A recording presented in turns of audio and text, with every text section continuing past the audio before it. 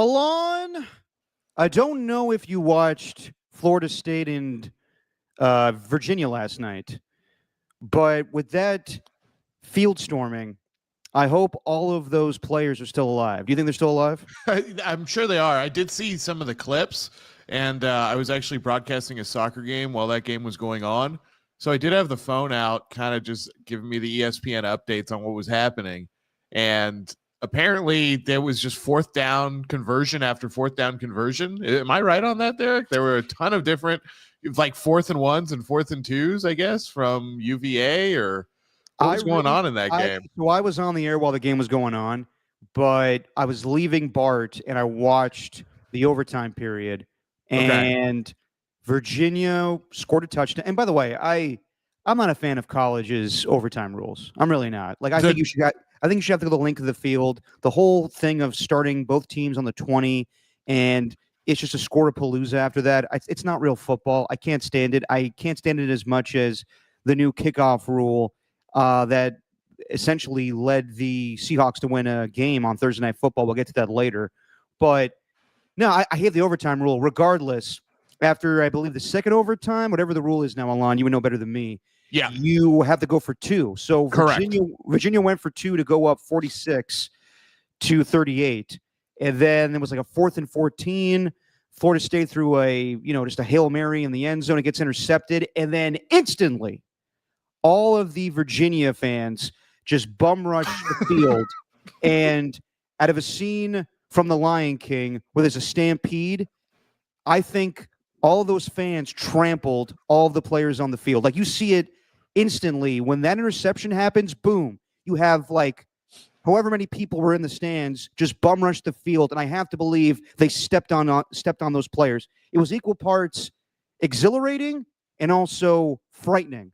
Yeah, horrifying. That's like something you don't want to see. I always think of I don't know, you've seen a lot of movies, Derek. You've seen Ocean's 11, right? Yeah.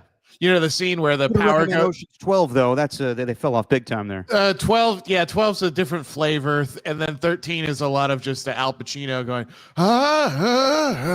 like it's a lot of him. Okay. Oh, I see you like cougars, eh?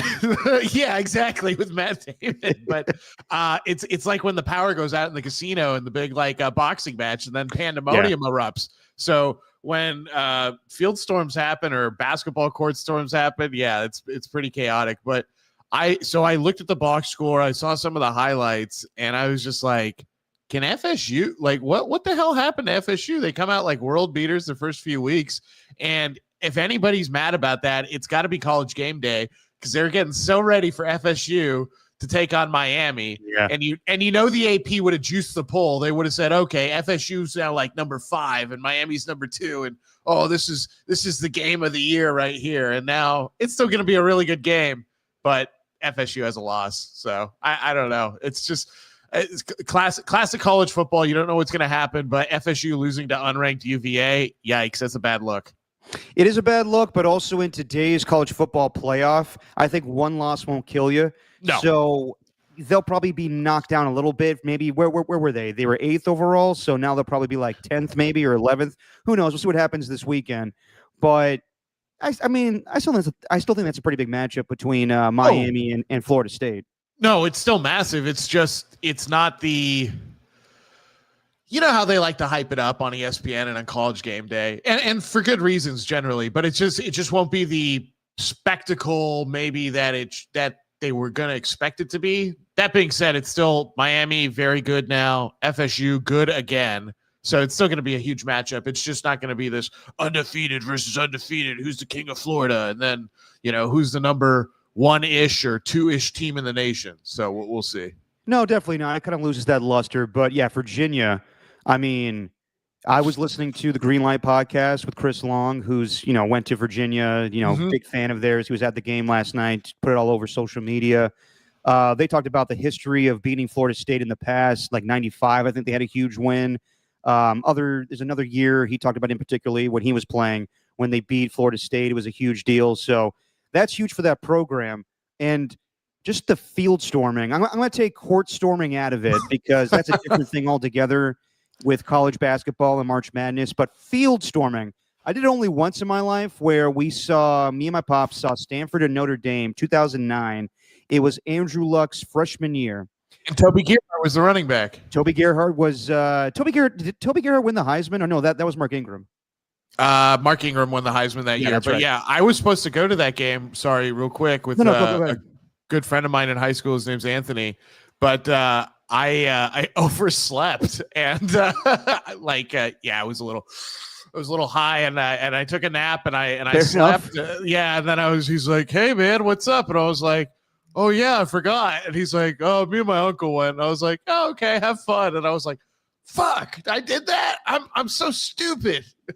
Yeah, I mean, you must have overslept big time because that game was, I think, at night. Yeah, it was. So I took a nap like in the afternoon, and then okay, gotcha. Yeah, and I was like, "Oh, I'll wake up like in 2 hours," and it was high school, I guess. Yeah. That's the only time that I went to the field after a game, and that was a fun game. I remember Toby Gerhart throwing a touchdown pass, but that may be the most insane field storming I've ever seen before. I know that I want to say the Notre Dame and Clemson have a huge one during 2020, and everybody made a big deal about it because it was COVID and social distancing and whatnot. But I think last night was the most, I don't know, the craziest, the quickest. There might be better examples of field storming, but last night it just happened so fast, like a stampede, where I was like, holy shit. The one that I think comes close to this, it was pretty crazy, but maybe not as crazy as this one in terms of just like how lightning fast it was. What was it? It would be 2.5 to 3 years ago now. Nick Saban's last season when they lost to Tennessee. Alabama lost to Tennessee in Knoxville. 52-49. Yeah. And then immediately just all the volunteer fans storm the field. They take the goalpost down, dump them in the river. But yeah, the UVA one, it's pretty insane. Like the clips. So obviously not watching it live, but it's pretty crazy. Like that field is mobbed. And then I don't know if you saw, there's a picture of a fan who climbed the goalpost. Did you see that, Derek? I did not see that one.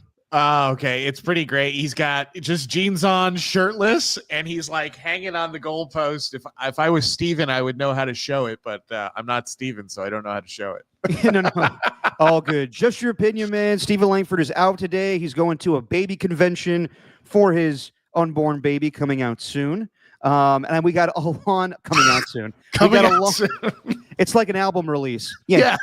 That baby's dropping soon. Look out for that new Langford. But I got Alon to say, filling in, my good buddy for back in the day from 95.7 The Game. He lives out in Las Vegas. If you guys have watched the show before or listened, you know Alon. For the new people watching the show, welcome Alon. And today we'll be talking about Thursday Night Football, the Seahawks beating the Arizona Cardinals. We'll talk about the 49ers getting Brock Purdy back. We'll also talk about the Raiders, since Alon is in Las Vegas, Henderson. He's very close with the team, just watching them and studying them, just being a fan, a PS1 holder, I guess. He goes to the games frequently, so we'll get his takes on the Raiders. We'll talk a little college football, as we just did with Virginia having a huge upset over Florida State. But let's start with Thursday Night Football, Alon. And I want to get your thoughts on Seahawks and Cardinals.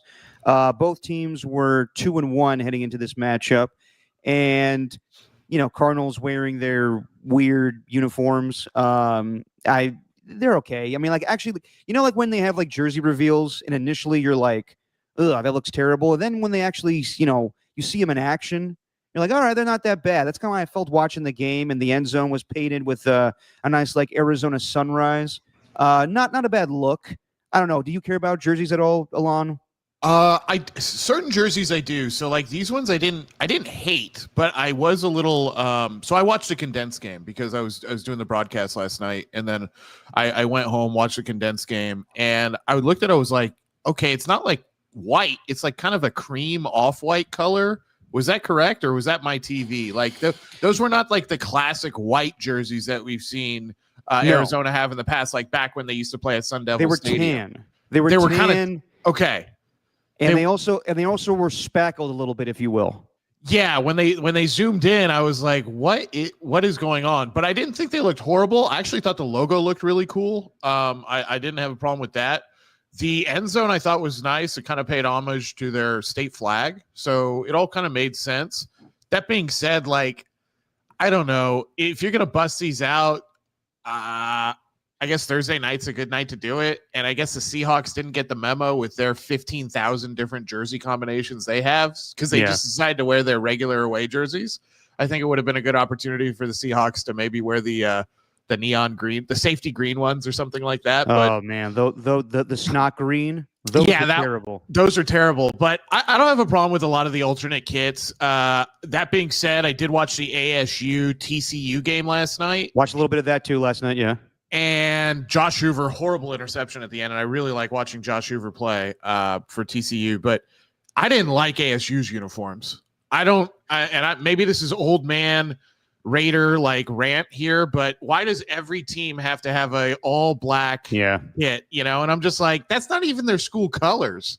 And I was like, okay, the numbering's not horrible, but this is bad. They're just wearing, it looked like create a team in like college football, like 14, where you're like, well, I'm just going to quickly make my own school. And yeah, we're wearing black and black pants too. Who cares? Yeah, I'm with you on that. I think the traditional look of ASU where they had, I think it's Sparty, or maybe I'm wrong. No, Sparky the Sun Devil. Sparky the Sun Devil. I should know, going to ASU for, I don't know, 5 months, whatever it was. I prefer the look of the Pat Tillmans, the traditional like maroon and yellow and that logo, as opposed to what they have now with the pitchfork to look more menacing. Like, sometimes just keep it simple. Like, people hated the Tampa Bay Buccaneers look back in the day with the pirate guy on the side with the wink. You know, people thought it looked not great, not intimidating. But now, when you see the Buccaneers play the Jets last weekend, it looks pretty sweet. But uniforms aside, the game with the Seahawks and the Cardinals, I think Kyler Murray has not improved whatsoever as a quarterback. I think he's the same guy. I think he just plays off talent like he did in college, where he uses his legs, and he can definitely take that edge, and most pass rushers can't contain him. But when you get him in a situation where he has to throw, he'll throw some bad interceptions. He'll throw some great passes at times. But last week, when he's playing the 49ers and he's in the end zone, what should have been a safety, he'll just do dumb shit like that. Or the game against the Panthers where he threw a bad interception to a defensive lineman. It's not all his fault, because the Marvin Harrison interception was bad, where Marvin Harrison bobbled it twice, and then that Ernest Jones, the linebacker, came down with it. But the interception that Kyler threw, the first one, that's on Kyler. The fourth down play where he's getting blitzed, thank God Michael Wilson, the wide receiver, catches that ball and makes a heads-up play one-handed. But I know he's getting blitz on that play, but Kyler also can move a little bit, buy some time, and then throw, where he just blindly threw the ball, and that easily could have been dropped on fourth down. I don't know how you think, Alon, but I am down on Kyler Murray. I was a fan of his coming out of college. We talked about it a lot. My dad was doing, college football games. We were watching closely. He was drafted by the A's. We were all thinking he won the Heisman. He's definitely going to play football. And there's times he's flashed, but I never get the image out of my head of him throwing that horrible interception in the playoff game against the LA Rams, where he threw the ball up in the air just for grabs. I don't think he's matured since that moment. Yeah, no, last night I think was a perfect example of what Kyler Murray is. It's very much, it's boom, sometimes boom. And like you said, that Jones interception, not Kyler's fault. I mean, He is kind of throwing it into a crowd.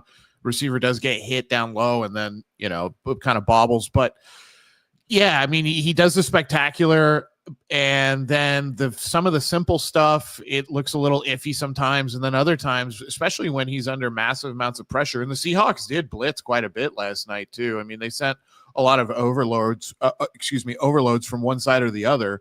Especially, it was kind of interesting. They seemed intent on making him actually flush out to his throwing side, which is something I noticed, and I was like, oh, I wonder what the game plan is there, because I would figure you'd want him to flush out to the left instead of to the right. But just watching the game, he looks really good when it's just, even out of the gun, it's just 3 steps and then boom, he can hit like a hitch route, or he can hit a guy where he kind of already knows where he's going to go with the ball. But it's interesting, because when the play is extended and he has more time to run around, I would say that's when he's at his most dangerous, but it's also when he's at his most volatile too. He might end up making some type of YOLO throw, some type of mistake. So yeah, Kyler Murray, yes, he's gotten better since he's been in the NFL, but it's still very much boomer bust. I still think he's incredibly talented. I don't think you're arguing that, because I think everybody who watches him knows, like, wow, this guy can do things that not a lot of other quarterbacks can. But yeah, I don't know. I don't know what it is. He's got good talent. He's got good weapons, but sometimes it just seems like he's forcing the hell out of the game, and he doesn't need to. No, definitely. I think it's a similar situation to that of Trevor Lawrence, funny enough, that the 49ers play these quarterbacks back to back, where they were first overall, they were, highly coveted and, coming out, they were big time prospects, but I don't think either quarterback has gotten better. I think that, I think that Kyler Murray does the same stuff, and Trevor Lawrence, I think he's got 4 touchdowns on the season and 4 interceptions. We'll talk about him more later, but I just think I haven't seen improvement where some guys grow and become better quarterbacks, and I think they've just stayed stagnant through most of their career. As far as the Seahawks side, they play solid defense. They run the ball very effectively with Kenneth Walker and Zach Charbonnet. Mm-hmm. And Jackson Smith-Njigba, to me, is becoming one of the better wide receivers in all of football. A lot of people raised their eyebrows this offseason when they traded away DK Metcalf to the Pittsburgh Steelers and released Tyler Lockett. And now, they have Cooper Kupp and they have this guy, Torrey Horton, the guy that had the punt return and the receiving touchdown a week ago against the Saints. But right now, they're more of a balanced offense. And Sam Darnold, he's not turned the ball over. He didn't look great week 1 against the Niners, but since then, he's played pretty well. He's kind of looked like the Minnesota Sam Darnold from a year ago. So I think that they're going to be a team that could push for a wild card spot. Maybe contend for the division. We'll see what happens with the Rams and 49ers right now. But yeah, I was surprised they let Arizona come back into the game with how thoroughly they were beating them. They were about to go up 27-6, and then I believe it was 27-6 or 24-6. It might have been when Jackson Smith-Njigba is called for a holding penalty, and that nullifies that, which led to a great moment where Jackson Smith-Njigba was not happy with the penalty, walks sideways into the referee while he's making the call, and the referee just gives him a death stare like a dad, glaring at his son, being like, "Don't you talk back to me." Yeah. But the Cardinals got back into the game. Give credit to Marvin Harrison Jr. for how bad he's been the last 2 weeks, dropping a wide open touchdown, maybe 2 actually, against the 49ers, to having that bad interception or the drop that led to the interception in that game, earlier in the game against the Seahawks, to then redeeming himself, catching that touchdown. Amari DiMarcado, the running back, catching a touchdown as well. Both guys dropped touchdowns against the 49ers, ties the game up. But then I think one of the worst rules in football right now, the landing zone rule when it comes to the kickoff. Ryland, I forget his first name, Ryland for the Cardinals, the kicker. The rule now is if the ball does not land in the landing zone, which is 20 and above, then it's a penalty. It's basically like kicking the ball out of bounds. And right after the Cardinals tie the game up 20-20, you think, okay, however much time was left, this game is probably going to overtime. And then once the ball doesn't land in the landing zone, then that's a penalty. The Seahawks get on the 40-yard line. It's an easier drive. They go down, and they win the game. I'm not a fan of this rule. I think that it will be changed in the offseason. I understand that they're trying to be a little more cautious with kickoffs and have less concussions. But the fact that that penalty dictated the game for something that really shouldn't be penalized just because it landed at the 21 instead of the 20, I think that's ridiculous. I don't like the rule either. I know we've seen more returns, and I know that the league. It's interesting. They've tried to legislate the physicality out of the special teams out of the game, especially on the kickoff. So I mean, this goes back almost 20 years now, getting rid of the wedge blocking, so you can't do that anymore. Then they moved to this new kickoff rule because they got sick of everybody just booting it out of the end zone. Right? You even saw. Was it Daniel Carlson that one season where he figured out a way to have a holder with the kicking tee so he could really loop it up and land it between the 10 and the goal line. But no, I'm not a fan of it. First of all, I don't like where the drive starts if it is indeed a touchback. I think that's bull crap. I think starts at the 30? Starts at the 35. 35, sorry. Yeah, it starts at the 35.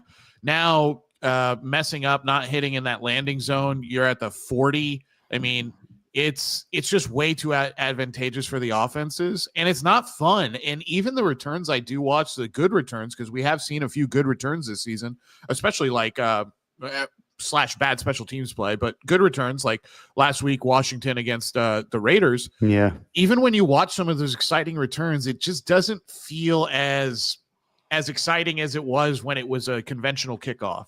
And it just seems like the coverage team now is always out of position. It always seems like every return they're going to get gashed. And now it doesn't happen every return, but no, I'm not a fan of it either, Derek. And I think it totally shifts the way the game's played. And I think it penalizes good kickers because good kickers now are forced to change their way of playing, and they can't really control the game. The kicking game doesn't control as much in the special teams as it once did, because you're basically forced to kick it to the best return men in the league. Every team's going to have their return aces now. So I do think about it this way too. Like, what would this look like in an era with guys like Devin Hester or Dante Hall? Like, Yeah. what if you had to kick the ball to them every time you kicked off? That sounds horrible. Yeah, I'm not a fan of it. And yeah, you make a great point, Alon, where Devin Hester was a Hall of Famer because of his return skills. All these guys, Brian Mitchell, Joshua Cribbs, yeah, they all were great because of the traditional rules. Now that they're changing it, that takes away a position. Basically, those players, great, kick return specialists, will be extinct. So yeah, I think it's lame, and I think it basically that rule attributed to the Seahawks getting that victory. But nevertheless, I think the Seahawks were the better team at the end of the day, so they get the victory. As far as another team in the NFC West, the 49ers, they are undefeated. Big win against the Arizona Cardinals last week, thanks to Eddie Pinheiro getting a game-winning field goal. Mac Jones filled in nicely the last 2 weeks. I want to get your opinion on that because you're an Alabama alumni. I want to get how you're feeling on him playing in a Kyle Shanahan offense. But this week they're playing the Jacksonville Jaguars, going up against Liam Cohen and Trevor Lawrence. But right now the story for the Jacksonville Jaguars is their defense. And they have the most turnovers or takeaways in all of football right now. Offense not great. Brian Thomas Jr. dropping some passes. The running game's pretty effective, but as I just mentioned, Trevor Lawrence, throwing interceptions still. So Brock Purdy's going to be back. He's good to go. The initial report from Ian Rappaport was it was going to be 2 to 5 weeks, but it only took 2 weeks. He's back. And I wonder how effective he's going to be. 2 weeks off. There may be a little bit of rust, but I do think the 49ers want to run the football a little bit more than what they've been doing. Surprisingly, they're the number one pass offense in all of football, but 23rd or 26th when it comes to rushing the football. And, they know they want to, get Christian McCaffrey going a little bit better than just having him run the ball, but also have these, as many targets as he has. He has, Adam Copeland had the stat, I think it's where he has a certain amount of rushing attempts and touches that haven't been seen since the likes of Thurman Thomas since 1991. So they have to be a little bit more balanced offensively. But just your thoughts, Alon, on the way that Mac Jones has played the first the last 2 weeks without Brock Purdy. I really like the way Mac Jones has played. He looks a lot closer to the guy who played that first year under Josh McDaniels in New England than he did going forward and then ultimately being a backup. But yeah, Mac, it's interesting. Credit to Kyle Shanahan. He's like the quarterback fixer now. And I think we can say that after Darnold fixed Darnold, and now he's maybe fixed Mac Jones. So, what a great thing to lean on if Brock Purdy does have to miss another game somewhere down the line this season. Seems like they have a very good backup quarterback and a guy who is talented. I don't think he can do as much as Brock Purdy can, which is amazing, but because Brock Purdy's so mobile. But it seems that this offense really suits him, an offense that schemes people open. I think it also helps when you have nice skill position players to lean on as well, whether it's out of the running back position or somewhere else. But very impressed with Mac Jones. Does not look like the guy that he was the last, 3 years now. So they should be very happy with where they're sitting. I know you mentioned that the 49ers are probably going to pound the rock. I agree with you there. But it's going to be tough. It's going to be tough against Jacksonville because of what? I think they're top 5 against the run. And like you said, they're number 1 in takeaways. They're like number 3, I think, in points allowed. Like this could be a tough game. But that being said, sometimes the Niners make some of these so-called tough games. Well, in the past, they have looked like laughers, especially against teams that maybe aren't as offensively potent. And I don't really trust Trevor Lawrence to maybe get the job done. No, I don't blame you. Yeah, as far as their defense, the Jacksonville Jaguars, they've been really good, but I also take that with a grain of salt because of the quarterbacks they face. Bryce Young, week 1. Week 2, Jake Browning played most of that game and threw 3 interceptions, but still won the game. And then last week, C.J. Stroud has just been a shell of his former self. Like I think it's more the offensive line, the receivers around him, and him wanting to get rid of Bobby Slowick, and now they have an inexperienced play caller for him. But that being said, you can't take anything away from the Jacksonville Jaguars. They still have pretty good pass rushers in Trayvon Walker, who was a number 1 pick, and Josh Hines Allen. But you mentioned Mac Jones. You know, he's not as good as Brock Purdy. How big is the drop-off to you? Because people bring up the mobility, and I get that. I agree with that 100%. But how far is the drop-off to you from Brock Purdy to Mac Jones? I'm not saying that Brock Purdy's a bad quarterback by any means, and Mac Jones is like right there with him. But I think the style's similar, and I think that he's the perfect backup for Brock Purdy. But like, how far do you see, or how do you see the comparison as far as like their accuracy and their strength throwing the football? The arm strength is definitely with Mac Jones. I don't think there's any debate about that. Mac Jones, I think, has a superior arm to Brock Purdy. Brock Purdy, though, he's more mobile. I think he's a lot headier the way he sees the game. But that's also because he's been in a very good system now for a while, and he's had very good players to play with. Not taking anything away from Brock Purdy. That's just the confidence you get from being in that kind of system. I think we started to see Mac Jones maybe feel the same way through 2 weeks. So there is a drop-off, and it's mainly because of the mobility. But I'm sure if Mac Jones had to play, let's just say, and I don't want this to happen, but let's just say he had to play 10 games this season, right? I don't think you would see a massive win-loss drop-off as opposed to Purdy. And that doesn't mean Purdy's not significantly better than Mac Jones. It just means that Kyle Shanahan's a really damn good coach, and Mac Jones is a good enough talent at quarterback to be able to guide a team and win games, because we saw him do it as a rookie. So it's not like it's impossible. The guy also just lit it up in college. And I think a good way of looking at it is this. When Mac Jones was in a system where he had very good players around him and a good offensive system, that's in college at Alabama, he lit it up. So it's similar to Brock Purdy. When he is out there and he's got healthy players with him, he can light it up too. So I don't think the drop-off is as big as maybe a lot of people think it is. And I think there's certain things that Mac Jones can do that are better. For instance, throwing the ball deep. I just think that Brock Purdy, though, has that confidence and that edge and some of that more moxie about him in order to make some bad situations good situations. And I don't think Mac has that in his game right now. And he did, even in college, he didn't really have that in his game. He wasn't as mobile and as gritty sometimes as they needed him to be. Sometimes you would see that flash, but I think Brock Purdy wins that category every day of the week against Mac Jones. Yeah, I agree. I think that Brock Purdy gives his offense a lot more as far as just running it and being a better quarterback at this time. But Mac Jones has talent. He was a first-round draft pick. It's just, I think that Kyle, just as much as Kevin O'Connell, or right now with Shane Steichen, they're able to take quarterbacks that were failures in the past and just weren't put into good schemes, not just paired up with the right coaches, the play callers. And these guys are able to rejuvenate their careers, whether it's Kevin O'Connell with Sam Darnold a year ago or Shane Steichen right now with Daniel Jones. Kyle Shanahan has that effect. It's no secret at this point. He wanted Mac Jones to be his quarterback and was talked out of it, talked himself out of it, went with Trey Lance. But who's to say what Mac Jones's career would have been with Kyle Shanahan? But he sees something there. He sees a guy that has talent where, for whatever reason, Mac Jones played well with Josh McDaniels that first season, but then Bill Belichick decided to go to Matt Patricia and Joe Judge to be the offensive play callers for him, and then he totally regressed. So now that he's with a true play caller, a true offensive mind, Mac Jones is able to thrive. But at the same time, I wouldn't want to play him for long stretches. You want Brock Purdy to be out there at quarterback. Yeah, no, you want Brock Purdy because also I think having Brock Purdy out there at quarterback takes the load off the running game as well. Or I shouldn't say the running game. It takes the load off of Christian McCaffrey having to have 90,000 touches throughout the season.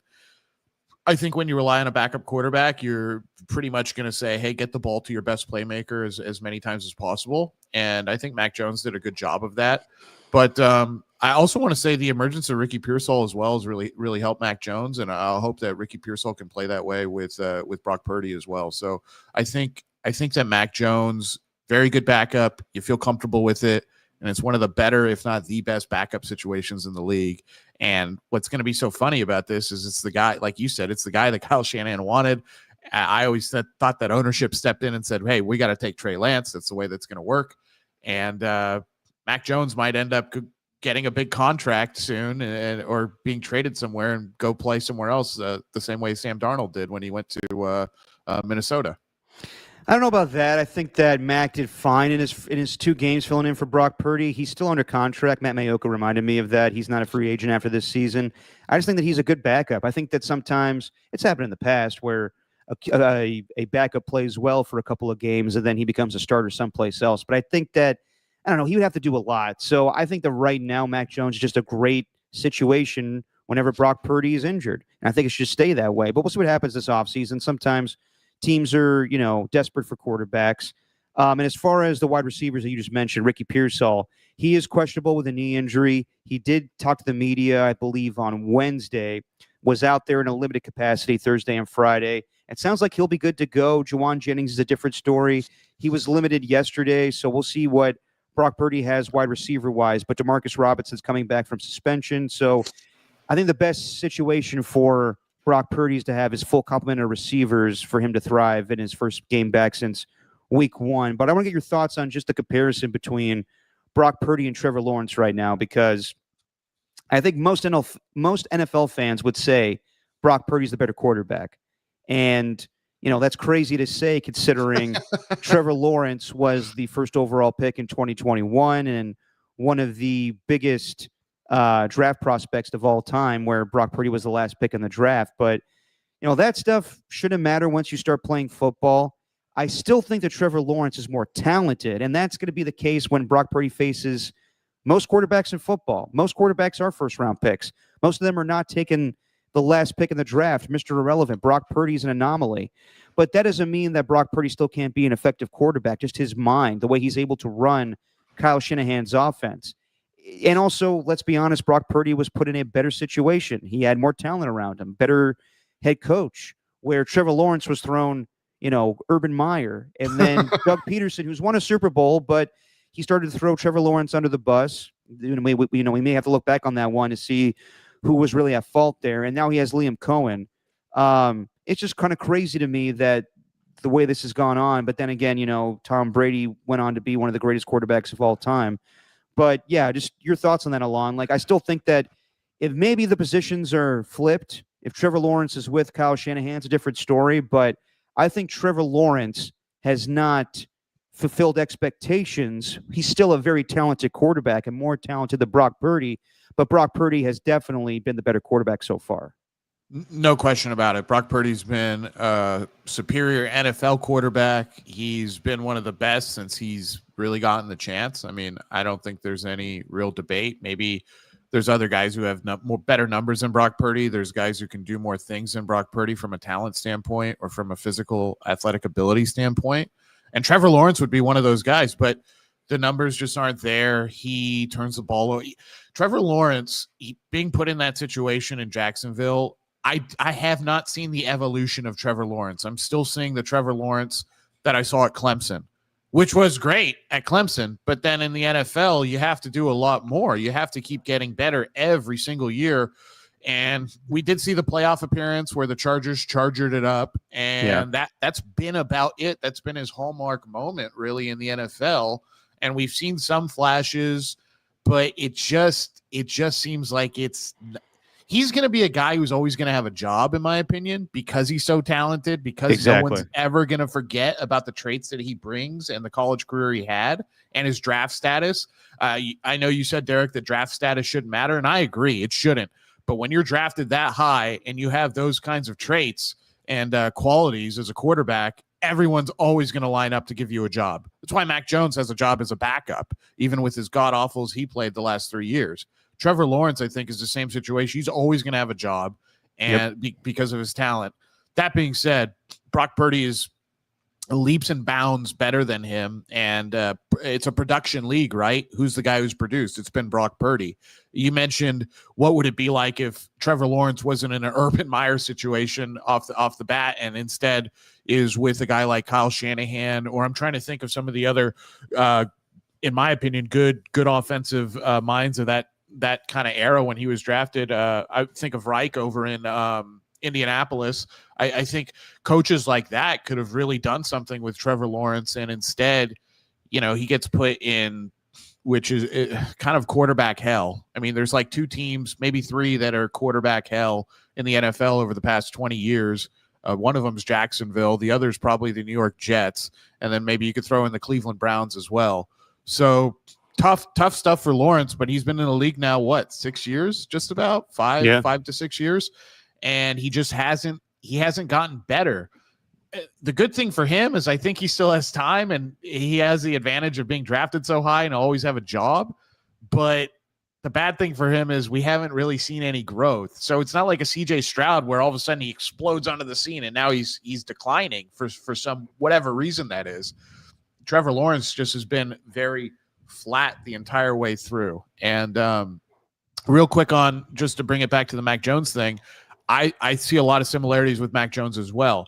He's back to maybe that level he was at as a rookie, but that level he was at as a rookie is not all that different than where he was in college. So some guys just don't evolve at the rate that others do for whatever reason. Brock Purdy seems to be a guy who every day he's getting 1 or 2% better. I don't see that guy get worse. Even when he has a bad game, I'm like, okay, he had a bad game. He usually flushes it and comes out the next week and plays really well.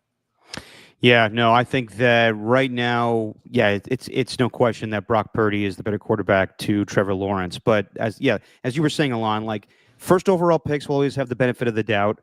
That's why Jameis Winston is still a backup in this league. That's why Marcus Mariota, was backing up Jaden Daniels and had a great performance against the Raiders a week ago. So first overall picks will always have the talent and a job in the league. I wonder how long Brock Purdy will. I wonder if he'll be given the same benefit of the doubt once, they move on from him, hopefully a long time from now. But yeah, I think that he's I should say leaps and bounds, but just playing a lot better than Trevor Lawrence, who's definitely been inconsistent. Real quick, did you see this, Alon, where Robert Saleh talked about the legal sign stealing system that the Jacksonville Jaguars have, and he kind of related to what the Minnesota Vikings did, what the LA Rams did as well. When it's a thing that stems from Sean McVay, and all of these coaches now are disciples. Kevin O'Connell was a wide receiver coach with Sean McVay. Liam Cohen was with Sean McVay as well. But 2 days ago, Robert Saleh was talking about how the Jacksonville Jaguars are really good at legal sign stealing. And I think people ran with that way too much. I think that basically he's just paying a compliment to them, as Kyle Shanahan said yesterday, saying that they just know how to read a defense. They're really good at that.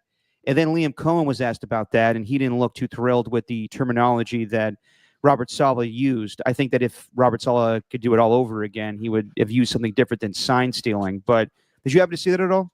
No, I didn't see that. I did not see that story. It doesn't surprise me that Liam Cohen wouldn't be happy, like you just said, as regards to the language used, because sign stealing sounds so bad, especially in the backdrop of what's happened in baseball over the past 10 years, but especially in football with the Connor Stallions fallout. So, probably not the right verbiage to use, but like you said, legal sign. I mean, that happens all over the NFL. Every team is trying to figure out a way. Oh, what's the tell? That's probably a better way of putting it. They're very good at seeing what the tells are of a defense, and they're able to figure that out, decipher it, and use that information in real time. Yeah, and as one Jacksonville reporter said to Liam Cohen, isn't that just coaching? Isn't that just trying to see what the offense is doing or what the defense is doing? Yeah, I think that Robert Saleh probably it was a poor choice of words. I think that he was trying to just compliment the Jaguars and compliment the Rams, who the 49ers will face next week. He was kind of being facetious and tongue-in-cheek, but I think it kind of backfired in his face. And some people kind of took it as Robert Saleh being, shady or a little, throwing shade at Liam Cohen for getting the job in Jacksonville, one that he was interviewing for. But I don't see it that way. I think just Robert Saleh just kind of got not tongue-tied, but just was talking too much and said the wrong words and kind of talked himself into a corner a little bit. And I don't think it's a big deal. I don't think that'll be anything, on the football field come Sunday where Liam Cohen's pissed at Robert Saleh. They'll probably talk it out. But I just thought that was kind of an interesting thing that didn't need to be blown out of proportion that kind of was here in the Bay Area a little bit. Let's move over to the Raiders, Alon. I want to get your opinion on them because... Oh, quick, Derek. Sorry, before we get... There was two stats I wanted to bring up with Jacksonville, and this is one of the reasons I think maybe the game won't be as close as everybody thinks it is. I think the Niners should win, obviously, but not to spoil what my pick will be on that game. But yeah, that's a freebie. But I saw this stat. I thought it was a good one. Not good for the Jacksonville Jaguars. Lawrence incompletions due to receiver error. 12% of his passes are drops. That's horrible. So over 10% of the passes he throws are getting dropped. And 19 of them in the red zone, 19% in the red zone are drops. So that's touchdowns and points they're leaving off the board right there. I think that's a margin where the Niners can really exploit them. I would agree. I think that the Niners have not had an interception since November of last year. And it was Isaac Yiadom, who's now back with the Saints.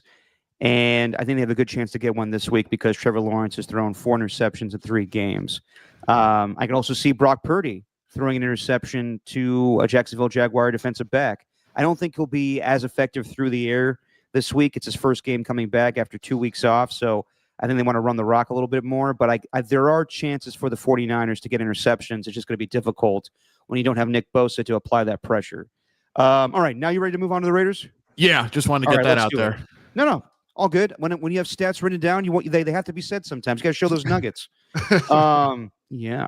So with the Raiders, not the way that I think most Raider fans envisioned it. 1-2, they looked really good in that Week 1 win against the New England Patriots. But since that time, no offense really to speak of. And it's not like they went gangbusters Week 1 against the Patriots. But Week 2, one of the worst games you'll see this season from a quarterback with Geno Smith throwing, I think it was 40 attempts, not cracking over 200 yards and throwing 3 interceptions.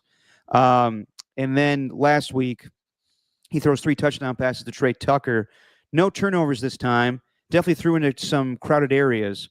But to lose 41-24, and I thought Steven did a great breakdown. I think you saw it last time, Steven, or Alon, where there's not a lot of holes for Ashton Genty right now. It's a mix of everything. The defense not being put in good situations. People are kind of coming down Max Crosby's road with his performance last week, but I think it was everybody just not tackling and them facing a really complicated Commanders offense that is equal parts great through the air, and also you don't know where the running back's going, if the quarterback's going to run. The biggest problem with me is the offensive line. I thought that, it would be okay. I thought that Ashton Genty would make up for it, but with him being so inexperienced as a rookie in this league, he needs a good offensive line to block for him. So that's the biggest problem for me. Geno Smith has no time to throw as well. The offense is not great. I was hoping Amari Cooper would have stayed with the team to give them something different at the wide receiver position. But right now it's looked kind of like a season ago, a little bit better. I'm not going to say it's as bad as Gardner Minshew or Aiden O'Connell being the quarterbacks, but not the way that we anticipated this Raiders season starting. No, I think a lot of players, if you put them in at that quarterback position for the Raiders right now, it might look pretty much the same unless you had someone who is just so mobile that they're able to evade pressure all the time. And Geno Smith is still relatively mobile, and he's even had trouble evading pressure. So, I mean, there's someone in his lap almost every play. And it's the same for Ashton Genty. I don't know how this stat works, but 101% of his yards or his runs or he's getting met at the line of scrimmage or behind it. So, excuse me. The offensive line is definitely an issue. Steven's cut-ups were great last week or last episode out. Yep. I really enjoyed those. But you could see in that breakdown, what they're not doing is the offensive line, and I don't know whether it's the guard calling it out or if it's the center, Meredith, but they're not playing assignment football. You'll see times where there's someone lined up wide 9, then you'll have a 6, and then you'll have a 3. And it seems like they still want a combo block up to the defensive tackle, and then Colton Miller's coming down to pin the 6, and then the 9's wide open, and there's no tight end on that side. When realistically what you need to do, everything changes depending on what the defensive alignment is. Miller on the left side is supposed to kick out, get the last guy there, and then they're all supposed to shift to whoever their guy is. The combo block scheme goes out the window. And another thing I've noticed is the guards and the centers, especially when they're being – Jordan Meredith, I think, is the biggest perpetrator of this. When he's being asked to go get someone, he's generally uncovered. There's not a lot of teams that play with a conventional nose guard anymore. He's not even sticking a strong arm out there to help like a Dylan Parham or whoever's playing right guard. Maybe it's Alex Kappa. He's not doing it effectively. And basically what's happening, because he's not sticking that strong arm out from the center position, it's letting the 3 technique cross the face of whoever the guard is, and plays are just getting blown up. We saw Deron Payne do that left and right last week. So they're not playing assignment football on the offensive line. The good thing is you should be able to coach that up. The bad thing is they don't have great players on the offensive line outside of, say, Colton Miller, who I think is a very good professional football player, great left tackle. But Meredith, I think, has issues at center. Parham is very up and down. Kappa, they brought him in for depth, and unfortunately he's had to start because of the injury to JPJ. And then I don't think you can play JPJ at center. Everybody is clamoring for that, but I'm like, the guy doesn't seem like he calls out protections either. So I think there's a lot of prep that needs to go into that offensive line room. A lot of it is mental. It's the mental game. It's not the physical game, and they need to figure that out. I think this week, though, getting Kappa off the field, putting Powers Johnson back in at right guard, that should help. But at the end of the day, it's assignment football, and they're not playing assignment football on the offensive line. That's why these blitzes are getting home. Even the running backs sometimes are Dylan Lauby's been a big issue in the pass protection game as well. So I agree with you, Derek. The offensive line's been the biggest issue. I don't know if Amari Cooper at wide receiver or another wide receiver would help all that much, because the pressure is just getting back there almost every play. So it's not a good situation. And they drafted a running back 6 overall to pound the rock, and he's getting met at the line of scrimmage almost every play. And when you see him flash, it's like, wow, can you get more of that? Well, no, you can't. You can't if guys are combo blocking when they shouldn't, guys are getting blown up when they shouldn't, and you're just not playing assignment football. That's their massive Achilles heel right now, and everyone knows it. Yeah, it makes you wonder if they should have prioritized the offensive line in the offseason before the draft with the intention of drafting Ashton Genty to improve that. Like, it wasn't great a year ago, and they basically ran out the same offensive line with the exception of Alex Kappa, but it's the same result. You're not getting, last year they were the 32nd rushing offense in all of football. So I understand why you want to get Ashton Genty, but if you have a great player, you don't have at running back, you don't have a great offensive line, then where the hell is he going? So I don't think that Ashton Genty's playing bad. I know that some people in the national media are like, just give him the ball more. No, it's not going to work. The offensive line needs to fucking block. That's the whole problem right now.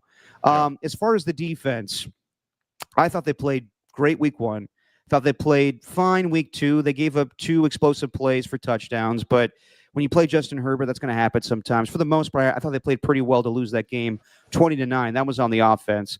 Last week, they gave up 41. The special teams didn't help them with giving up 2 big plays with Deebo Samuel and Lynn, the punt returner.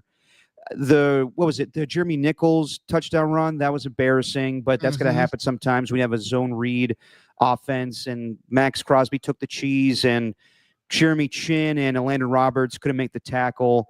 But I felt like they gave up at times when they cut the lead to 10 when it was 34-24. Luke McCaffrey was wide open for that touchdown. They're not going to have Christian Wilkins. That was the whole thing this, training camp. So he's not going to be out there for you. But then again, he wasn't very effective because he was injured for most of the time. What do you make of the defense right now, Alon? I thought there was holes in the secondary coming into the season. They have a lot of veterans at linebacker with Jermaine Pratt and Devin White and Jamal Adams, but they're older players. What do you make of the defense? I think the defense is serviceable. They can take the ball away, it seems like. They have a few takeaways this season. I'm not seeing the pass rush be as vicious as it needs to be. Someone's got to help out Laulu and Max Crosby. I think Laulu's been a pretty good pickup. I think Booker's been a pretty good pickup out of that Jacorian Bennett trade as well.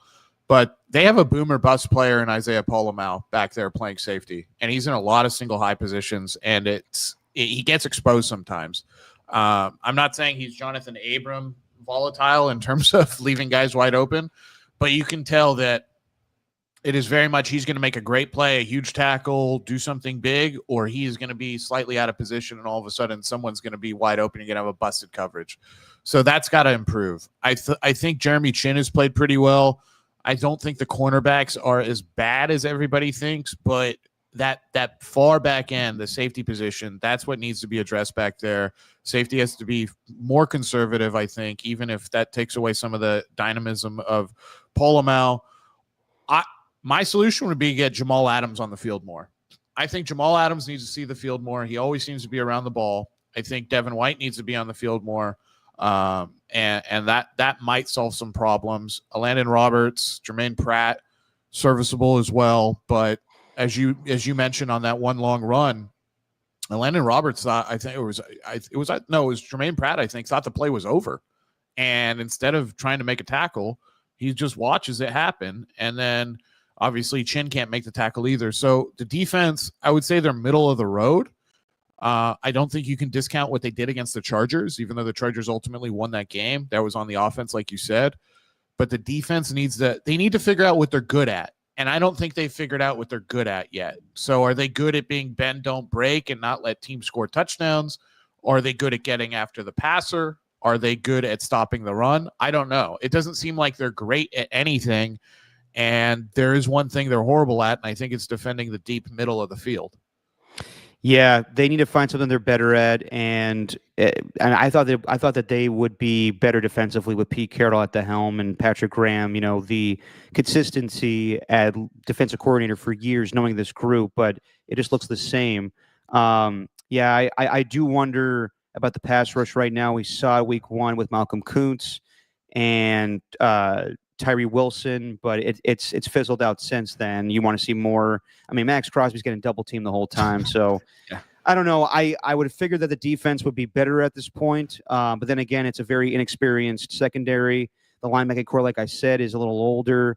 But with the offense, the way with the way the offense is playing right now, you want the defense to pick it up a little bit more. And if the offensive line isn't going to play better, then you need more takeaways. You need better play from your defense, where your head coach is, been known as a defensive mastermind, being, the guy that created the Legion of Boom back in the day with Seattle. So, yeah, things need to improve. But then again, it's not a rebuild. I know, like, some people are throwing it out there again, like the Raiders are rebuilding. When you go out and trade for a veteran quarterback, no, it's not a rebuild.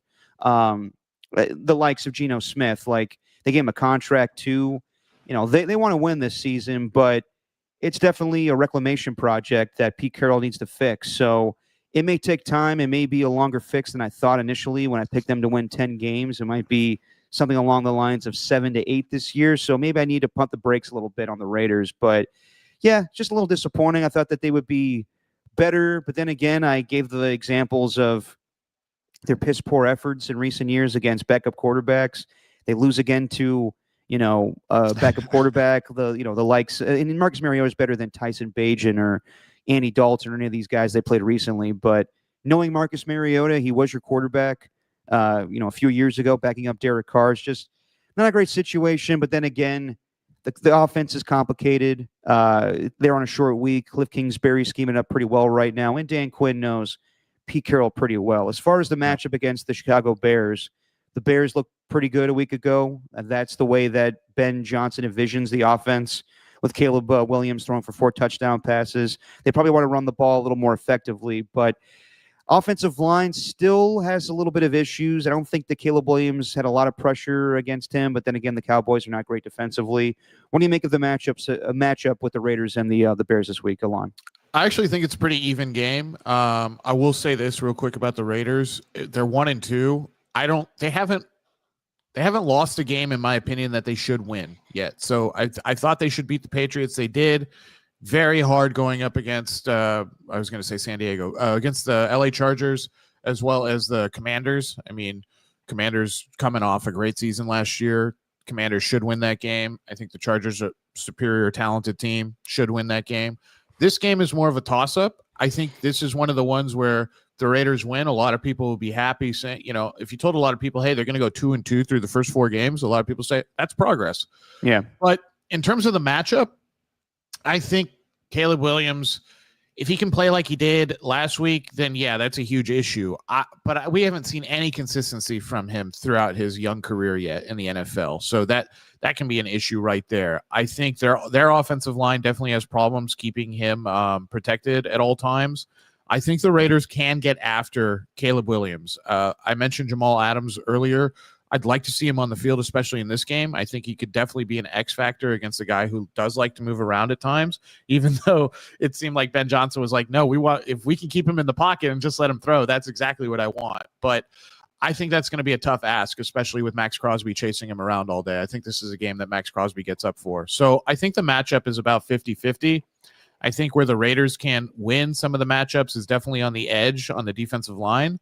I don't think they have a player who can really contend with Max Crosby, and I think they can get after it with some safety blitzes. I think, for instance, Jamal Adams, who's more of a linebacker now, I think if he's able to get some blitzes called for him, he should be able to get home. So I actually I think the Raiders have a good chance of winning this game. I think what they need to watch out for, though, is they cannot let Caleb Williams have a day where he's not getting hit, because when he's not getting hit, he's as good as anybody. He can be as good as anybody in the league.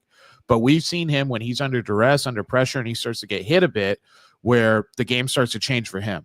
And he's not in rhythm, and he doesn't make the throws that he needs to make, and things look a lot clunkier. So that's what I think about that game.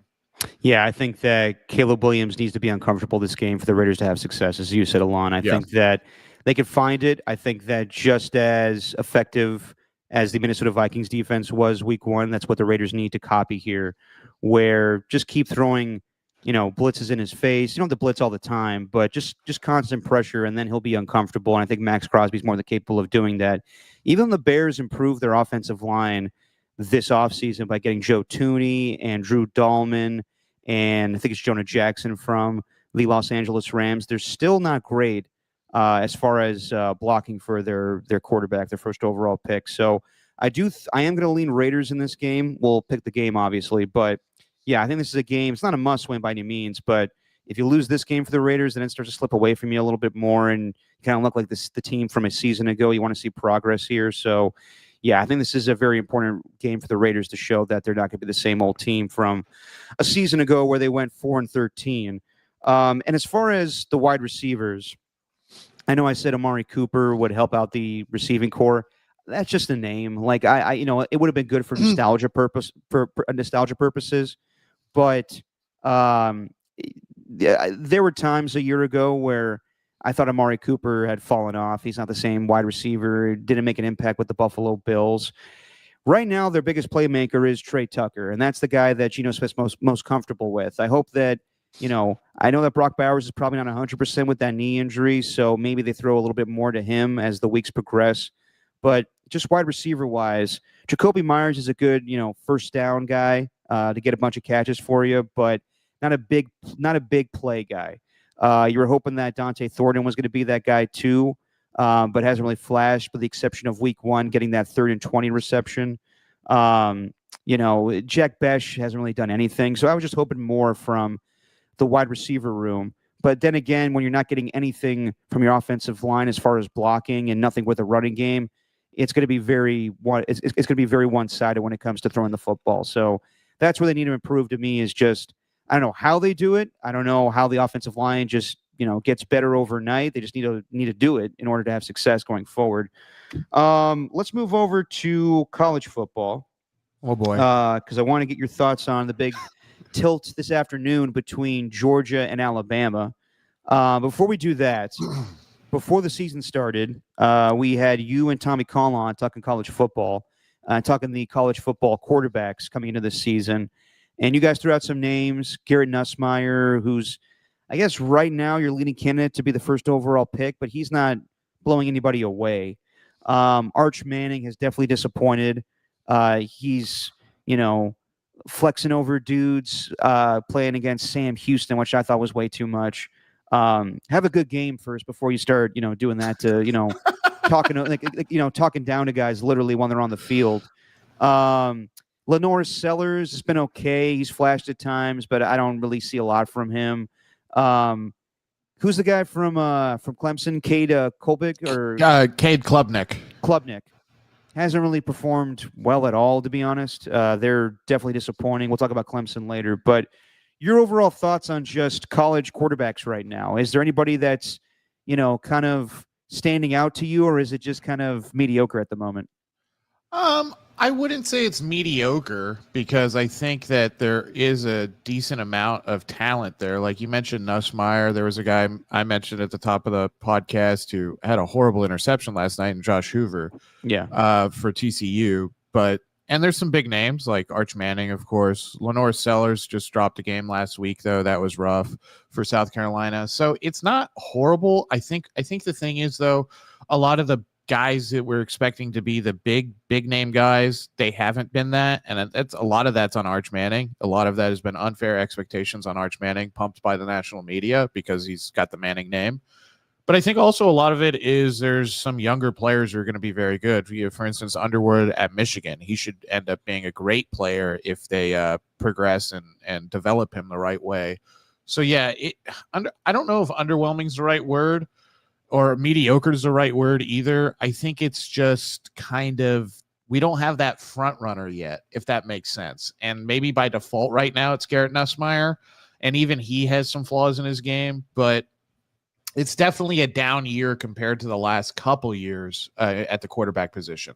And I think everybody was, Cade Klubnik was at the top of so many people's lists nationally of being the best quarterback coming back. And it just hasn't looked like Clemson's been a dumpster fire.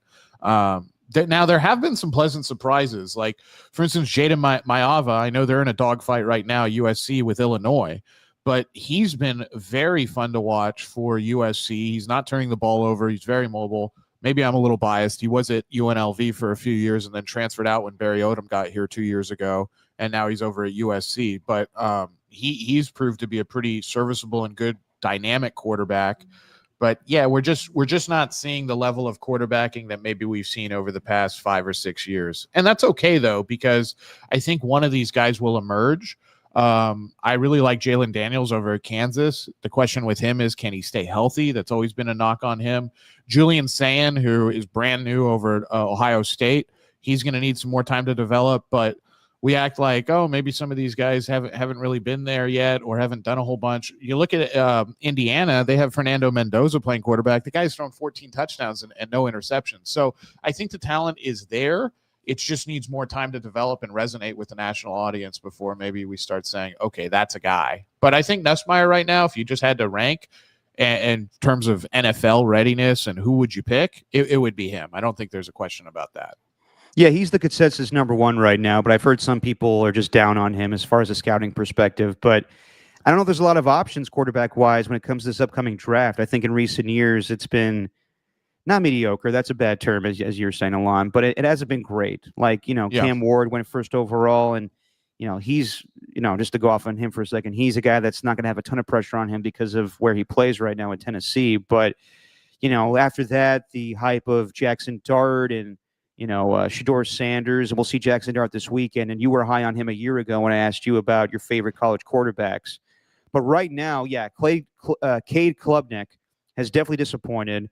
Arch Manning needs time to grow, and I never thought it was going to be where he was the first overall pick next April. He's always been a guy that has rumored to be, a 4-year, college player. But yeah, I don't know. Like, people talk to me about Lenore Sellers. It's just like, as far as draft prospects next year, the Cleveland Browns have 2 first-round picks. The Rams have 2 first-round picks, and I don't know if anybody's worth it right now. Like, I've watched LSU. They're okay. We saw Brian Kelly just go crazy the other day when he was asked about the offense and not playing very well against Florida, but still winning that game. I don't know. Just to me, it doesn't seem like there is guys that we've seen in recent years, like, the Bryce Youngs. And they haven't panned out in the NFL by any means, but the Caleb Williams, the Trevor Lawrences, the guys that are not. It's funny enough, guys that aren't playing well at the professional level, but thrived in college. No, I don't think we're seeing anybody really dominate like that yet. I did mention Fernando Mendoza. He's been really good, but unfortunately for him, he does play at Indiana. So we have to see like how they pan out the rest of the season. Julian Sand, he's still too young. He's not going to get drafted. You do have guys like Dante Moore over at Oregon who've been playing very well, but you're right, Derek. There's not that surefire guy that teams are going to be willing to either trade up for or spend a lot of draft capital to get. And because there's a lot of quarterbacks, like here's a name, right? Diego Pavia, who plays for Vanderbilt. Like, is he fun in college? Yes. Can he win you games in college? Sure. No team has a good looking mom. Does he? Apparently, I don't know if you saw Theo Vaughn on the sideline during that broadcast, but apparently Diego told him that if they win this game against South Carolina, he could date his mom. Wow. Okay. I'm okay. Diego, weird flex. That's cool. But yeah, geez. Theo Vaughn could be a stepdad. Diego Pavia, though, like no one's going to be knocking down his door to have him come play quarterback in the NFL. Same thing with Tommy Castellanos, who plays for Florida State. Like, is he effective? Was he good at Boston College? Sure. Has he been fun in college football? Yes. But no one's going to be like, oh, that's the guy we got to get. And that's the problem. There's not a lot of that's the guy. There might not be a single that's the guy we got to get right now out of the college quarterbacks. I would say, though, keep an eye on Jaden Maiava. He's been very good, and he has a lot of physical traits that NFL teams like. 6'5" or 6'4", big guy, can run the ball as well. He's a fun one. His only knock is he plays at USC, so who knows what's going to happen with the USC quarterback. Yeah, and Lane Kiffin has just been bitching and complaining about, the start times for his game, where a week ago they played at 8 o'clock at night, and I would say that's very late. It's not for the West. It's not for the East Coast audience. At that point, it's just for the people on the West Coast watching football, and I was watching that game. But now this week, I think they started their game today at 9 a.m., and I have no idea how that went. I think they were playing Illinois. But, yeah, we'll see how USC fares in the Big Ten. But I do want to get your thoughts on Alabama and Georgia today. Big tilt. Alabama with a disappointing loss to Florida State to start the season. People are down on Kalen DeBoer as head coach right now. Did you see this, Alon, a couple weeks ago, where a woman was asked what she would do if she won the lottery? And she would say, well, first off, I would pay the rest of the salary of Kalen DeBoer to get him the hell out of Alabama. And then I'm just, give him the rest of my family. Yeah, I did see that. And that was pretty funny because that is how a lot of Bama fans feel, which is hilarious. And I'm just like, he's stepping into the biggest shoes of all time. And it's not like he hasn't recruited well. He's recruited very well. So he's doing everything you need to do to be a good program, except for maybe winning some of the games that you think you should win, especially last season. Right. All that being said, I'm waiting for DeBoer to finally have this team ready week to week, and we haven't seen that now. We didn't see it last season. Maybe we'll see it today, but DeBoer buying out of his contract, I think that's hilarious. But as far as the matchup goes, we were talking quarterbacks. Ty Simpson, not a guy I mentioned. He's been the best quarterback in the SEC so far, besides Garrett Nussmeier. I think Nussmeier's shown more skills, but statistically, Ty Simpson is above him. So I think the quarterback battle definitely, if we're just going down the matchups here, quarterback, you got to lean Alabama. You got to go Ty Simpson over Gunnar Stockton. I want to see more out of the receivers from Alabama.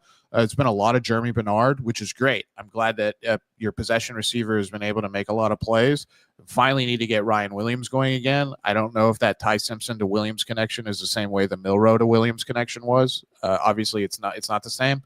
The other thing they need to do is run the damn football. And that's been historically when Alabama is at their best, they're running the ball. And I know Caleb DeBoer, he coaches very much in a multiple offensive style. So, which would be perfect for the NFL. Maybe it's a little tough in college, but he'll take whatever the other team is good at, and he'll structure the offense for that week to attack them in the best ways he thinks possible. But sometimes, especially in a game like this, you just need to pound the rock. I mean, this is going to be a line of scrimmage type of game, Alabama has no excuses not to run the ball. They have 5 guys in the offensive line who are all going to go to the NFL either next year or the year after. So they have one of the best. They have the best offensive line in college football, and from a talent standpoint. So there's no reason for them not to run the football. I like Alabama to be competitive in this game. I think Alabama's only lost one time to Georgia. No. You're allowed to do that. You're allowed to do that when you went to the school. That's fair. That's totally fair. That's fair. Okay, so Alabama, we've only lost against Georgia one time in the last 10 years. Now, it was for a national championship, but still, Alabama does not have a problem with Georgia. Georgia has a problem with Alabama. So, yeah, that's my take on the game. Jam Miller needs to get the ball, and Alabama needs to not let Gunnar Stockton do Gunnar Stockton things and just needs to harass him all day. Yeah, I believe that when it comes to saying we in sports, I'm guilty of it. Like if you're a fan, you're a fan. If you're, a professional talk show radio host, you probably shouldn't say we. I've heard some people say that. But like when you went to the school, you're talking about Alabama or Texas, that's fine to have school pride and say we. I have no issue with that one. Okay. So Alon, what would you make of the post Nick Saban era of Alabama? Like you guys won so many national championships, and you were the cream of the crop when it comes to college football. And now with the SEC changing, it's been different. Georgia has had dominance. Just how has it been for you as a fan? I'm not going to say like woe is you. Obviously, you've seen a lot of winning, but now when you're in this different era of Alabama football, is it hard to digest? Is it kind of like a Chiefs fan that's seeing them kind of fail a little bit right now, or a Golden State Warriors fan with the decline of the team and Steph Curry getting older? Just it comes with the territory of being a dynasty, but just what have you made of this post Nick Saban era? It would have been a lot tougher if the recruiting wasn't there. So like if Kalen DeBoer got here and the recruiting wasn't still good, that'd be a huge issue. Luckily, the recruiting is still there. They're still getting talented players. The institution still very much cares about football. Obviously, it's the biggest value creating thing besides giving out degrees that the university has. But I think I like that Warriors comparison, because with the Warriors, as a Warriors fan, that the ownership is going to try to do things to make the team competitive every year, even when maybe sometimes they shouldn't. That maybe there's some decisions they shouldn't make, like the Chris Paul decision, things like that, where it's like, hey, maybe we need a year of developing some other players or going in a different direction before we can jump in to try to be super competitive again. So I'd say it's closer to that, where you still have faith in the institution, you still have faith in the organization. You just know that you're not the cream of the crop anymore, and things have gotten a lot closer and other teams are better. All that being said, there's colleges that are in far worse positions than Alabama, and it's not like Alabama's season is over. I know they lost to Florida State in week 1, but their whole season's still in front of them, and a win today would, I think, not shut a lot of people up, but a lot of people would say, okay, maybe that's 2 years in a row that DeBoer is able to beat Georgia and Kirby Smart. Maybe we can pump the brakes on trying to fire him. But yeah, I wouldn't say it's like the level of the Chiefs, but I think so much of it is because of the different dynamic in college football than the NFL, because college football, as long as your recruiting pipeline is still good, as long as the prestige of your brand is still good, you can stay relatively competitive even when you're not at your best. You can still be a top 15 team even when you're not at your best. And I think that's the situation Alabama's in right now, where they're still very good talent-wise. They just need everything to click. Yeah. And I forgot a year ago that they had that victory where I think it was 28-0 on Georgia, and Jalen Milroe put on a show. Was it Ryan Williams that caught like 3 touchdowns, 4 touchdowns, and it was just explosive, where you think, okay, Kalen DeBoer can fit here in the SEC, and then I want to say a week later they lose to Vanderbilt. So, yeah, it's been mixed. But the way you handle that, Alon, of just, kind of taking everything and putting it in perspective of we won a lot and it is what it is right now. We'll see about Kalen DeBoer. It was more graceful than the way that Dabo Swinney handled his press conference last week, where, God, everything was based on the past. And, so if Clemson wants to fire me, well, hey, good luck finding another coach as good as me.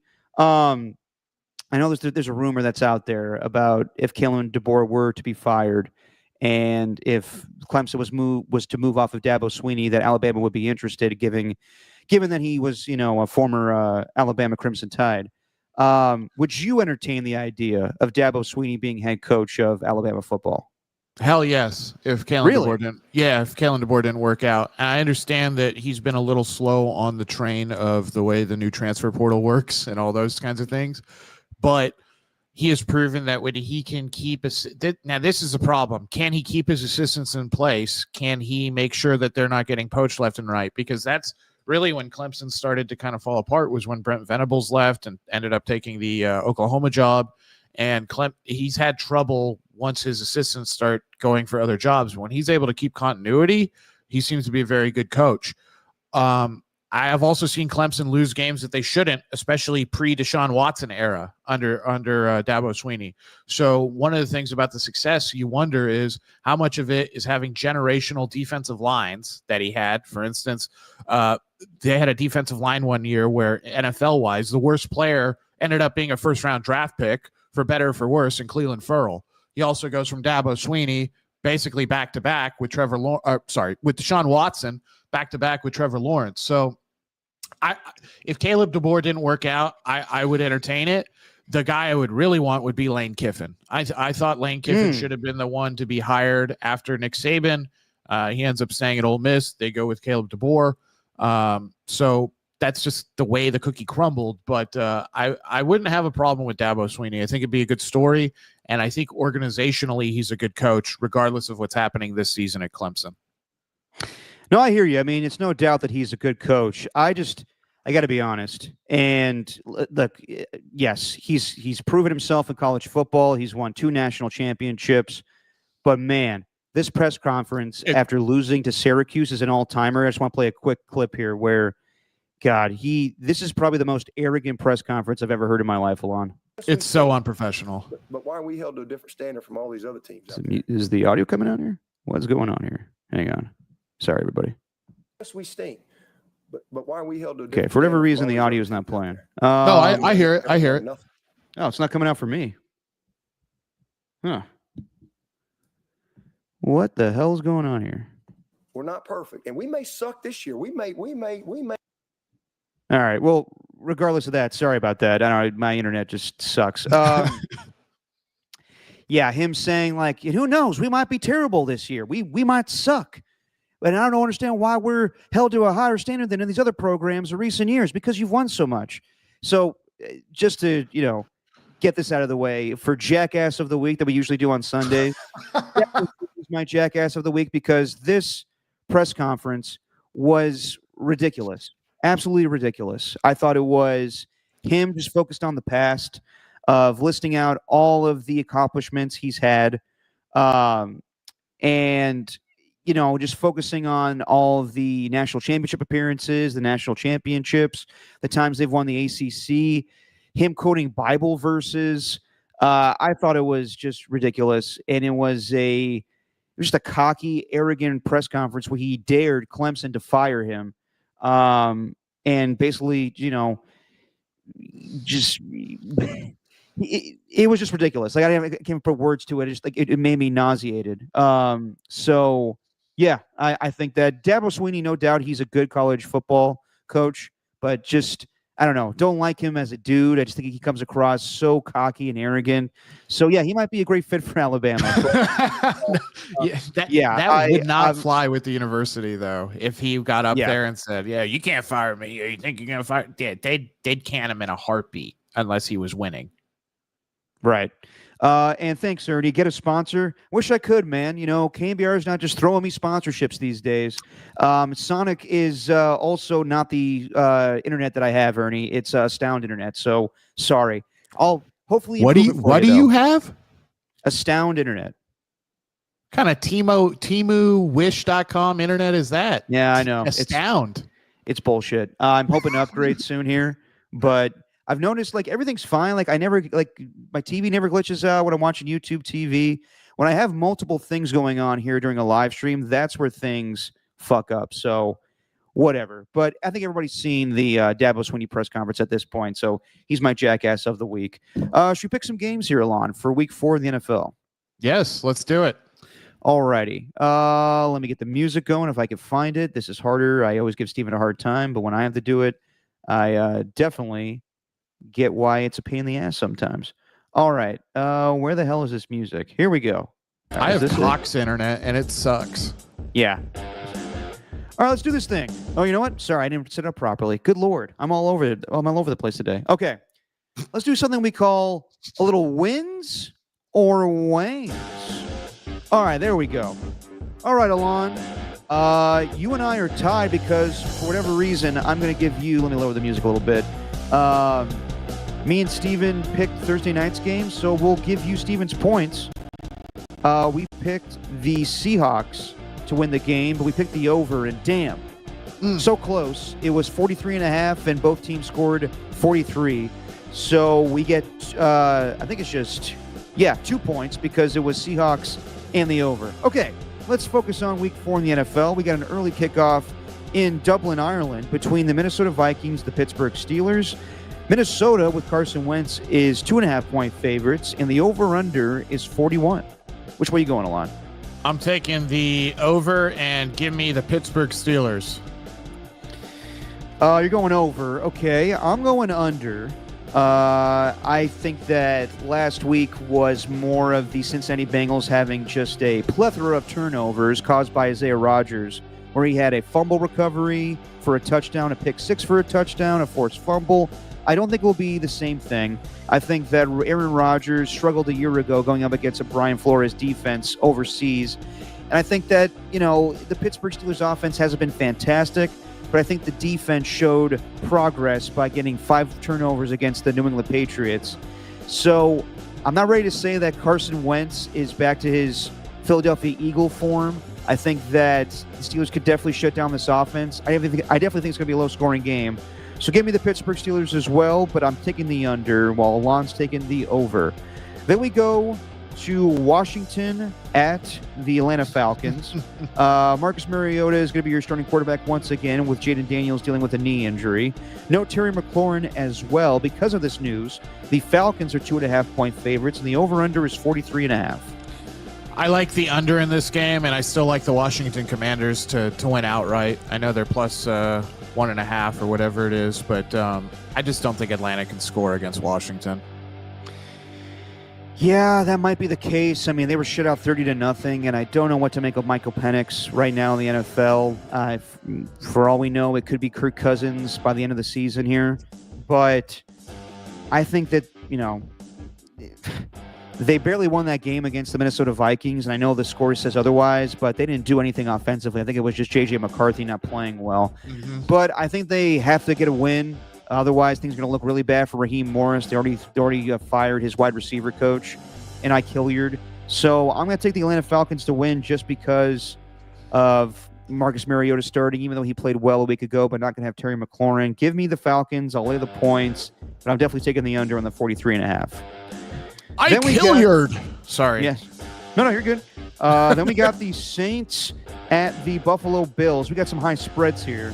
The Bills, kind of on a mini bye from last Thursday, playing the Miami Dolphins. They're 15-point favorites over the winless New Orleans Saints, and the over-under is 48.5. This one's tough because it's a whole lot of points, and Buffalo's going to need to carry most of the scoring load. They are a home. I like the under, and I like Buffalo to cover. I think New Orleans is very toothless, and they're not going to be able to do a whole lot offensively. I agree with you there. I think that in the Dome, it's a different story for the Saints. On the road, we saw a week ago against the Seattle Seahawks.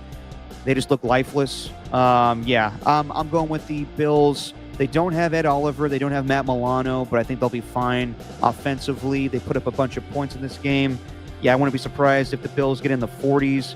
So give me the Buffalo Bills. I'm going to lay the 15 and give me the over as well on the 48.5. Okay. Then we got another big spread where the Cleveland Browns go to the Detroit Lions. The Lions are 10-point favorites coming off that victory on a short week against the Baltimore Ravens. The over-under is 44.5. The Browns coming off that big win. They scored 13 points in the last 4 minutes against the Green Bay Packers. I actually think Cleveland rides that momentum, not to win the game, but to at least stay within 10 points. And I like the over as well. I still think Detroit's going to win, but I think Cleveland can stay in the game or at least get back into the game with some garbage coverage late. Yeah, I think that the Browns are a pretty good defense. I have to give them more credit. I was kind of crapping on them the first couple weeks of the season, and then last week, the Packers were dealing with injuries. Probably still should have won that game, but the Browns play physical football. They may have the best cornerback duo with Denzel Ward and Greg Newsome. They still got Myles Garrett. They're able to run the ball with Junkins right now, so I don't think they're going to win this game by any means, but I think that they covered the spread at 10. And give me the under. I think the Lions come out looking pretty good, but maybe a little lackadaisical with the short week with a big victory against Baltimore. So give me the Lions to win, put the Browns to cover, and I'm taking the under on the 44.5. Then we got the Tennessee Titans going to the Houston Texans. Both teams are winless at 0-3. The Texans are 7.5-point favorites, and the over-under is 39.5.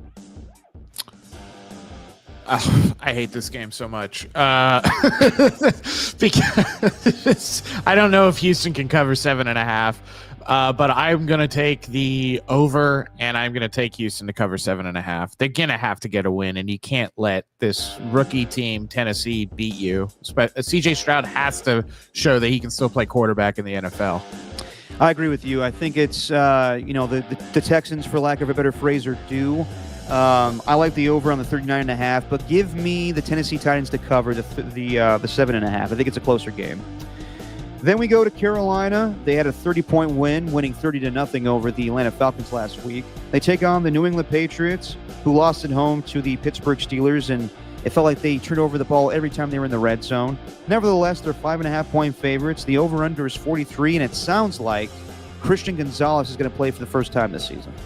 Give me the under, and I will take New England to cover. Bryce Young didn't play well in that 30-0 win that they had, and I think he'll play worse against New England.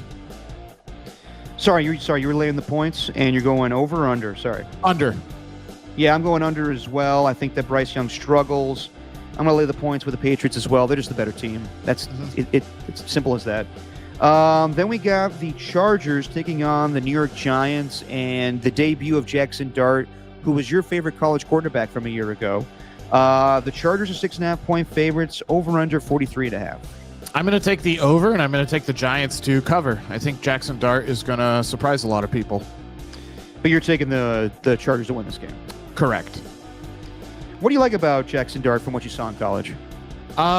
Just love his arm. I like his ability to throw on the run, and he's tough as nails. He can also get pickup yards on the ground as well. So I think that a lot of those skills that he has translate pretty well to the NFL. Yeah, I think he'll be an upgrade over Russell Wilson, and the clock is ticking for Brian Dable and his time being the Giants head coach. So, yeah, I think they needed to make the move. Regardless of that, though, I'm going to take the Chargers to win this game. I'm going to lay the points, and I'm going to go under on the 43.5. I just think that the Chargers are the better football team. They're playing pretty sound defensively. Might struggle running the football right now with Najee Harris out for the season, but they picked up Amari Hampton in the draft. So, yeah, give me the Chargers to win. By the way, real quick, Jackson Dart, what'd you think of, did you see that interview with Eli Manning and Peter Schrager, where Eli Manning was like, yeah, I told Jackson if he needed anything, if he needed any advice or help with playing the quarterback position, I'd help him out. And Jackson hit me up and said, hey, can I get reservations to this very expensive restaurant in New York? And Eli's like, no, I'm not doing that for you. Is it bad for Eli? Is it bad look for Jackson Dart? I think it's a bad look for Eli because really, come on, they both went to Ole Miss. They're alumni buddies and both now been playing for the same franchise. Maybe Jackson should have said, hey, give me some tips on playing quarterback and then book me the reservations. So maybe he was a little too out in front of that. But come on, Eli, you got to help the young guy out. He just wants to have a nice dinner. I hear you on that, but also Eli, I think he was pretty specific about how, you're going to ask me advice on how to play the quarterback position. You got to actually earn the right to get a reservation at a nice New York restaurant. Get some starts first, then you got the name, and then I could hook it up for you. You should have asked Russell Wilson. He said, "Hey Russ, could you get me some I know I just took your job, but can you get me some reservations?" Yeah, dude, I don't know if that's gonna fly. And Russell Wilson also is not the best teammate from what I hear, or just the best, NFL, colleague when it comes to Chris Jones wanting a signed jersey from him, a jersey swap, and Russell Wilson's blowing him off. And Chris Jones at the end of the game press conference or the post game on Sunday Night Football says, "I don't even want it anymore. I don't even want it anymore." I don't even want it. Yep. All right, moving on. Probably the game of the week. You got Philadelphia taking on Tampa Bay. Both teams are undefeated. No Mike Evans. I believe Chris Godwin's back. I could be wrong on that one, though. The Eagles are 3.5-point favorites. The over-under 44.5. I think the Eagles dropped this game. I think Tampa wins outright, and I do like the over in this game as well. I think Baker's going to play well. It's not because the Eagles are bad or worse, inferior to Tampa Bay. The Eagles have played so much football over the past X amount of years now, and they've had some grinders. I think this is just one maybe that they drop, especially against Tampa, who is looking pretty decent. No, they are, and they've had their struggles against the Bucs in recent years. I think the factor for me in this game, though, is Mike Evans not being out there. I think that Chris Godwin will be a little rusty. He hasn't played in quite some time from that, I think it was a broken leg a year ago against the Baltimore Ravens on Monday Night Football. I just think the Eagles are rolling right now, and the Buccaneers have been their bugaboo for the last 2 seasons now, so they need to get right against them. I think I'm going to go with the Eagles here. I got the Eagles winning this game. I'm going to lay the points on the 3.5 and give me the over on the 44.5. Yeah, I just think Tampa's a tough place to play, especially when the Bucs are semi-decent, and they appear to be. Okay. Did you hear that they brought back Desmond Watson, the 346-pound defensive tackle? He may be elevated for this game just to stop the tush push. Yeah, we'll see. Yeah. Then we got the Jags and the 49ers. Brock Purdy's back. We'll see about Ricky Pearsall and Juwan Jennings. The 49ers are 3.5-point favorites, and the over-under is 46.5. Real quick, did you say Desmond Watson's only 340 pounds? Yeah, I made a mistake on that one. I think it's 446 pounds, right? Yeah, he was 460 at Florida. So and they wanted him to drop weight.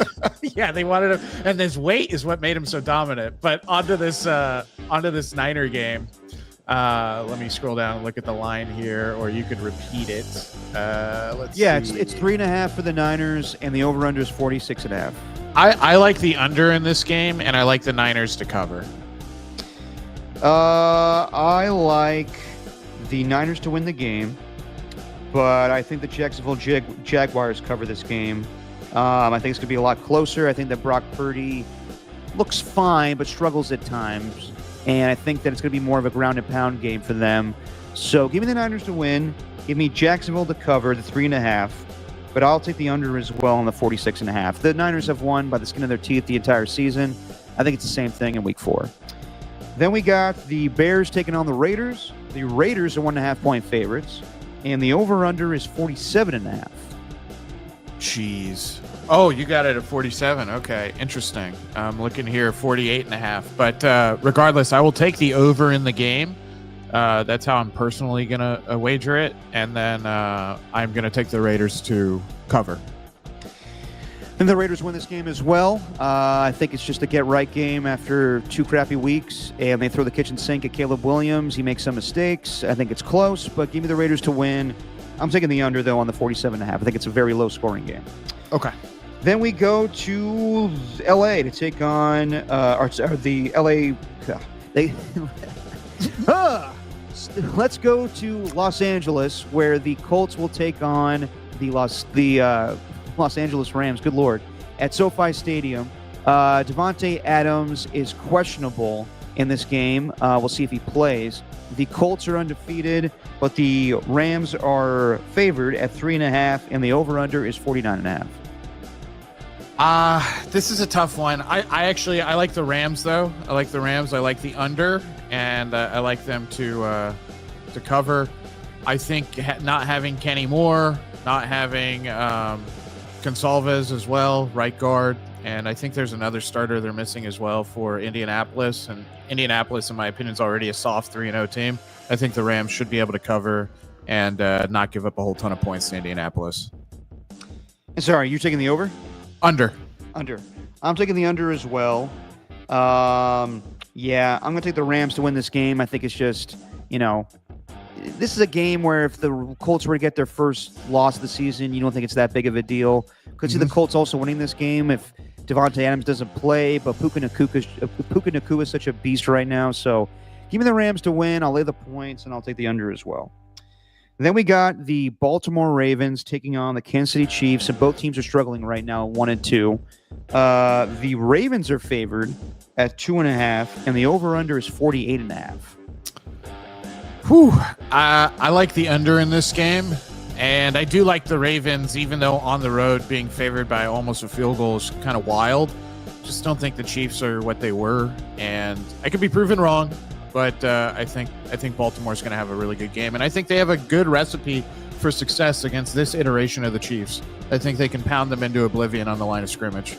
Yeah, I mean, the Ravens have had their struggles against the Chiefs in recent years, obviously in the AFC Championship game. But the Ravens are the better football team. I think they're the highest scoring team in all of football, but they're 1-2. And their defense is struggling. And I think they could get right against this struggling Chiefs offense. So, yeah, give me the Ravens to win. I'll lay the points, and I'll go under on the 48.5.